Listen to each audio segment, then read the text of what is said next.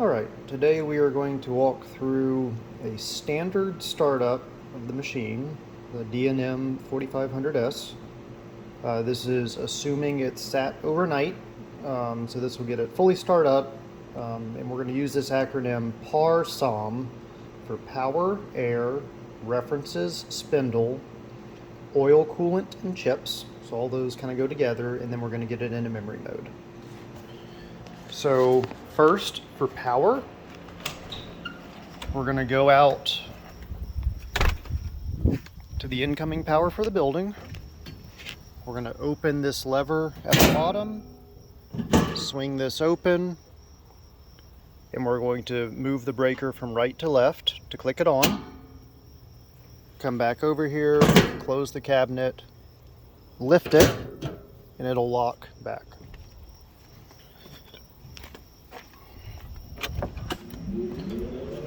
At this point, you'll hear the three-phase generator that's being powered back there start to buzz, and you may hear a big clunk as it pulls in the disconnect.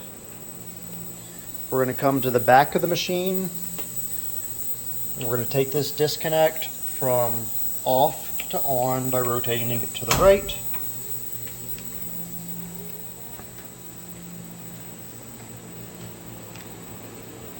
The next step in powering up the machine is to come to the front of it here, and we're going to press the on button, which will power up the controller.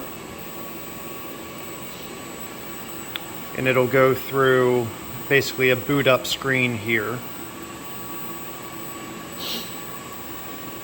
And a little bit out of order on the power, but at this point, usually it takes a few seconds for it to do its thing. I'm going to go and, well, yeah, actually, so we're going to call that power. We've got power on to everything. So the next step is to come into the shop over here.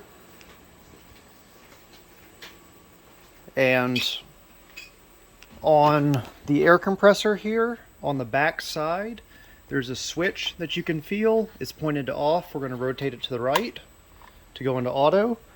If it didn't lose anything overnight, it's probably not going to make any noise, which is okay.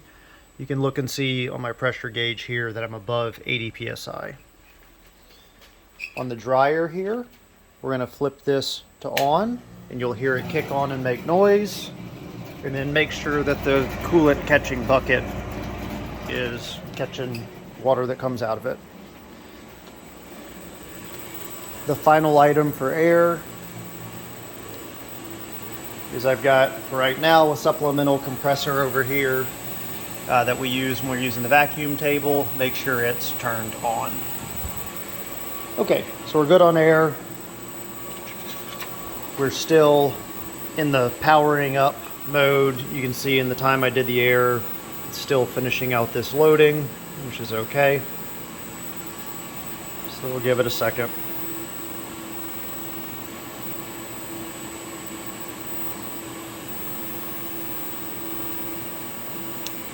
Going to go ahead and pause the video while it finishes. Oh, and of course, as I say that, now it's going to, of course, do that. Okay, so at this point, the machine is off. That's what the red light means. It's not ready to run yet. We have air, and the machine will tell us if there isn't air. It will eventually shut down, so it will protect itself.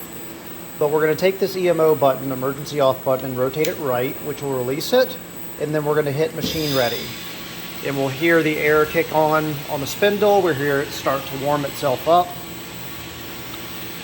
And at this point, we've now done full power up in air, and we're going to reference the machine. So what we do there is we're going to hit this reference button. And we're going to start with Z and hit plus Z. And the machine will try to move up, and this light will go green. So it's now found the end of Z. We'll do the same for Y. In this case, it was already there, so it turns green. And then we're going to do plus X. And in this case, it actually happened to be there too.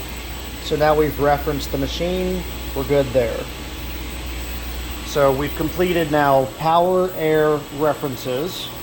Now we're going to do a spindle warm-up routine if it's required. The way we'll know that is we're going to hit S1. And in this case, this screen pops up and it's telling me, yes, I need to lube my spindle for 2 minutes. If I hit this M102 start button, it will do it as long as one of these 4 buttons is highlighted. Ref, jog, handle, or whatever Cha mag is, change magazine or whatever. So the reason why I had you do the ref last step is now because I'm in ref, I can hit M102 start. And the spindle starts. I don't know why it left that screen. If I want to get back to it, I can hit S1 again. It'll take me back to that screen and it'll give me this timer that's telling me now I will need it to warm up for 2 minutes. If it's been longer than about 48 hours, it might require you to warm up as long as 15 minutes.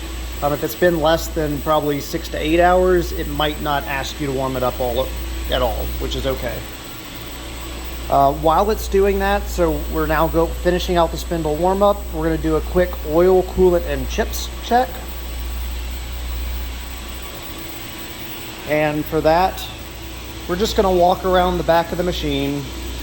We're going to look at the spindle cooler oil and make sure it's above that line, which it is. We're going to look at this oil level. I would say anywhere above the tip of my finger there would be fine. So that's the spindle lubricant oil. And then if I come around to this corner,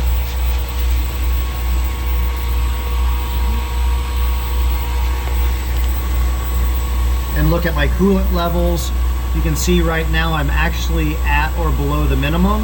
That's another training topic, but I want to be at least over maybe 3/8 of an inch below this line. I'll come back here and actually mark it. But somewhere in here I'd consider my minimum on coolant.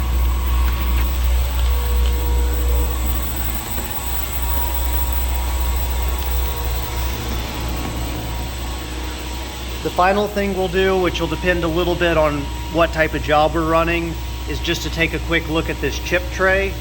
And while everything else is warming up, you can go ahead and scoop out some of the chips.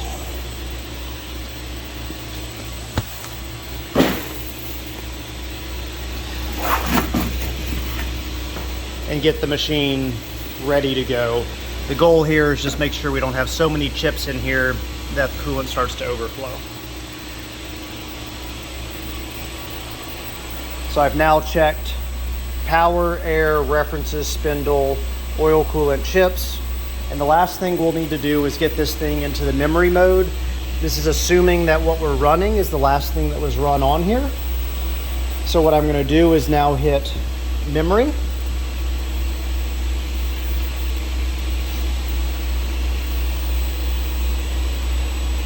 And I guess so it's going to be, we'll hit memory, we'll hit this item, which takes us over there. NC operation gets me to that screen.